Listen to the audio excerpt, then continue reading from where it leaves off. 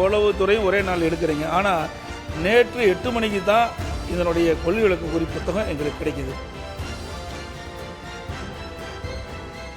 அல்ல, எனக்கு ஒரு அட்வான்டேஜ் என்னன்னா, ரொம்ப லேட்டாக வரதுனால ரொம்ப குறைவாக பேசி சீக்கிரமாக முடிப்பீங்கன்னு நான் நம்புகிறேன். நகராட்சி நிர்வாகம் மற்றும் குடிநீர் வழங்கத்துறை, பள்ளி கல்வித்துறை, உயர்கல்வித்துறை, செய்தி மற்றும் உள்ளது இவ்வளவு துறையும் ஒரே நாள் எடுக்கிறீங்க. ஆனால் நேற்று 8 மணிக்கு தான் இதனுடைய கொள்கை விளக்க குறி புத்தகம் எங்களுக்கு கிடைக்குது. ஏற்கனவே தங்களிடம் முறையிட்டோம். கிட்டத்தட்ட ஒரு 2 நாளைக்கு முந்தைய 4 துறை எடுக்கின்ற பொழுது நான் 2 நாளைக்கு முந்தையாவது கொள்கை விளக்க குறிப்பு புத்தகம் கொடுக்கணும், இல்லது அட்லீஸ்ட் ஒரு நாளைக்கு முன்பாவது கொள்கை விளக்க குறிப்பு சட்டமன்ற உறுப்பினர் கொடுத்தா தான் அதில் நாங்கள் படிக்க முடியும். ஆனால் நேற்று இரவு 8 மணிக்கு தான் வந்தது. இனி இப்படி தொடரக்கூடாது. அடுத்து வருகின்ற மானிய கோரிக்கைகள் இருக்கின்ற அமைச்சர்கள் உங்களுடைய ஆணையின்படி விரைவாக ஒரு நாளைக்கு முன்பாவது கொள்கை விளக்க புத்தகத்தை சட்டமன்ற உறுப்பினர் கிடைப்பதற்கு ஆவணம் செய்ய வேண்டுமாய். அல்ல, எனக்கு ஒரு அட்வான்டேஜ் என்னன்னா, ரொம்ப லேட்டாக வரதுனால ரொம்ப குறைவாக பேசி சீக்கிரமாக முடிப்பீங்கன்னு நான் நம்புகிறேன்.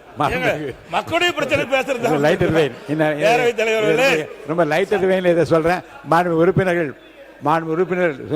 உறுப்பினர் ஏற்கனவே முன்னாள் முதலமைச்சர் மாண்பு உறுப்பினர் எடப்பாடி சொன்னது போல 2 நாளைக்கு முன்பாகவே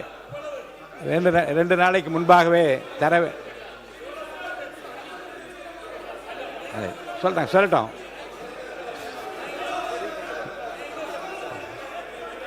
மாண்புடைய உறுப்பினுடைய மன ஆதங்கம் எனக்கு புரிகிறது. ஏற்கனவே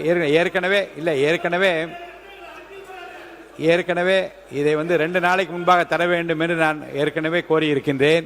இப்போது மாண்புமிகு அமைச்சர் பெருமகளுக்கும் அரசு துறை உயர் அதிகாரிகளுக்கு நான் தெரிவிப்பது, இந்த மாமன்றம் கூடுவதும் விவாதிப்பதும் குறிப்பாக மானிய கோரிக்கை கொள்கை விளக்க குறிப்பில் அறிவிக்கிற போது முழுமையாக படித்து ஆய்ந்து அறிவுபூர்வமாக ஆக்கப்பூர்வமாக தமிழ்நாட்டு மக்களுக்கு ஏதாவது செய்தியை சொல்லக்கூடுமானால் படித்தால்தான் தெரியும். இதை கருத்திலே கொண்டுதான் ஒரு நாளைக்கு முன்னதாகவே தர வேண்டும் என்று நான் ஏற்கனவே சொல்லியிருக்கிறேன்.